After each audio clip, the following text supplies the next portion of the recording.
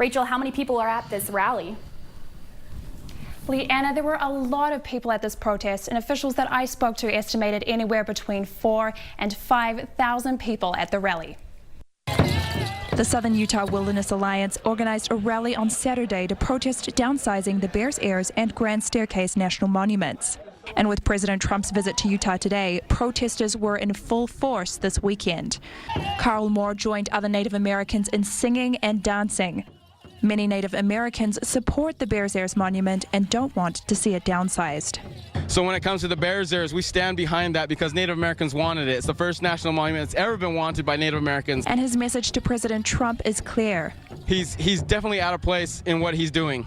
He's not listening to the Native American voice. Others at the rally may not share the same ancestry, but shared similar sentiments for protesting. Sensitivity of the Native American nations that consider these lands sacred and not open for development and exploitation. Others raised environmental concerns. Really, there's no reason to mine stuff out of there anymore. The future of America depends on that we move towards renewable resources. President Trump has not made an official announcement on whether he will shrink the monuments. But even the idea of this change is too much for some. I have spent a significant amount of time in that area myself, and it just means the world to me. Southern Utah Wilderness Alliance plans to rally again today as the president visits the Beehive State. We want to protect what we love and keep it for future generations to come. It's expected that the president will announce his plans for the monuments during his visit to Utah today. More protests are also expected today as President Trump is in the state for the first time. This week is Disability Awareness Week. Thousands of Americans are paired with service dogs that help them with their disability. I went to a training center in Salt Lake to see what it takes to train a service dog. Yeah. Service dogs come in many shapes and sizes. Although no two are the same, one day they'll all wear the service vest. That vest comes from months of training. Ty Brown, who goes by Ty the Dog Guy, trains service dogs for those with disabilities all across the country. Each dog has a customized training program to fit their owner's needs. Good. This dog is learning to smell low blood sugar because its owner has diabetes. By the end of its training, it will be able to alert its owner when their blood sugar drops. Ty says a service dog can pick up on it faster than a machine designed to do the same job. Service dogs can help people with many different disabilities, such as anxiety, PTSD, and paralysis. Each are expected to consistently perform at least one task for their owner. When they're doing it perfect for us, we then train the owners so that the dogs can do it perfectly for them. But Ty says he sees a lot of fake service dogs. He says the telltale sign is if a dog is aggressive or acts out in public. Now you have to worry about other dogs that are fake with their service, service work, being aggressive towards your dog. It makes life pretty hard. No two service dogs are trained the same, but they all have something in common. Behind that recognizable service vest, each one of these dogs is learning to help their owners with their disabilities. And for trainers like Krista, it's what motivates her to put in countless hours towards the cause. And I have a passion for service dogs and to help people who can't help themselves. Those dogs have been in training for about 6 months. Once they prove that they can perform their service tasks, they're destined for homes around the country.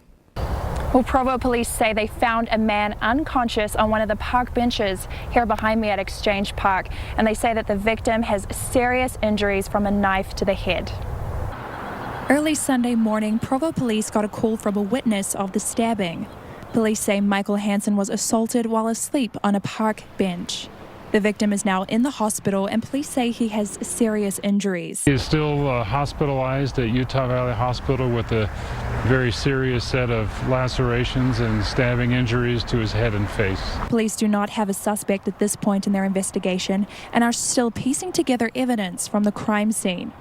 The park is located near the Provo River at 700 West and 900 North in Provo. Those living near the park say this attack is scary. Blaine Panow comes to the park every day and says he was already cautious about it before the attack. I've already been kind of nervous about my wife coming here alone. Panow lives nearby and says he has concerns about safety near the Provo River. Anywhere around the river seems to have a reputation of kind of bad things like that happening. Provo Parks and Griffen says homeless people can often be spotted at the park, but police have not confirmed that the victim was homeless. The park is now open to the public again, but police are still searching for who is responsible. They've talked to everybody that they could think of who may have heard or seen something, but we are still looking for someone who has information about this case. Provo police say that if you're in this area, especially after dark, to be very careful. And they are also asking you, if you know anything about the attacks, to come forward and to call them on 801-852-7280. Officials estimate there's about 4,000 people here at the state capitol building to protest the potential downsizing of these monuments. And it's not the only protest that's been organized in conjunction with President Trump's visit to Utah. This is actually the first time in more than 10 years that the parade has been held here in Layton. The reason they did that is because they're building a monument nearby, and that monument is going to be a replica of one that's actually in Washington, D.C. right now. And it's going to be roughly the size of a football field. So they're looking at this stage to fund that monument, and it should be ready by this time next year. Back to you in the studio. But not everyone has family in Polynesia. Some of them are doing this for the first time. They started with simple steps and got more advanced.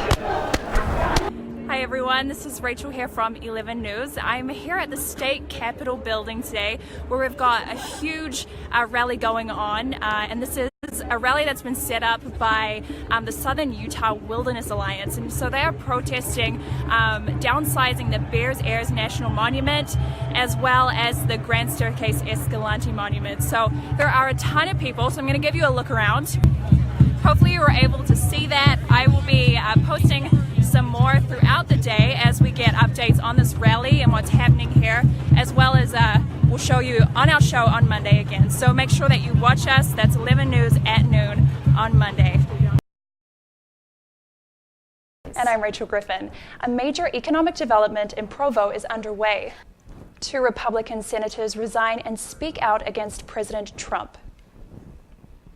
It is time for our complicity and our accommodation of the unacceptable to end. In a speech announcing his retirement, Republican Senator Jeff Flake railed against what he called the flagrant disregard for truth and decency. Senator Bob Corker announced his retirement the same day.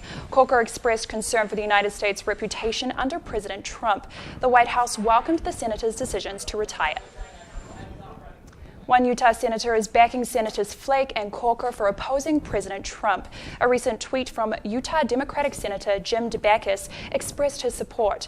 The tweet reads, quote, "Flake quits. The few brave ones are starting to fall. Will no Utah GOP stand up to Al Mussolini?" DeBacchus also expressed similar sentiment on his Facebook page. A BYU football player was caught with possession of marijuana. The player, Coach Kalani Sataki, once said we would hang our hat on, is now facing police charges. BYU running back Ulukai Tolotau was cited for possession of use of a controlled substance on October 8th, and he was indicted yesterday. Tolotau is BYU's leading rusher of the season. He is also the 3rd BYU football player this week that is tied up in legal matters. Salt Lake County District Attorney Sim Gill speaks out against a call for his resignation. Earlier this week, the Salt Lake County Republican Party called for Gill to step down after former Salt Lake County Recorder Gary Ott's death. The group claimed Gill failed to protect Ott after allegations of elder abuse by his former staffers. Today, the Salt Lake County Democratic Party responded to the Republican Party's actions with the following statement.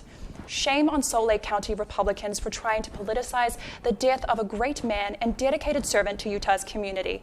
It continues saying District Attorney Gill is doing his job and is working within the legal capability to bring justice to those whom exploited Mr. Ott's illness for personal gain. Runners at the Utah Cross Country State Championship prove that there is no I in team. 11 News reporter McKenna King is here with an inspiring story of teamwork and sacrifice. The FBI releases new information on the 20-year-old Sandy Hook shooter that says he was obsessed with mass murders.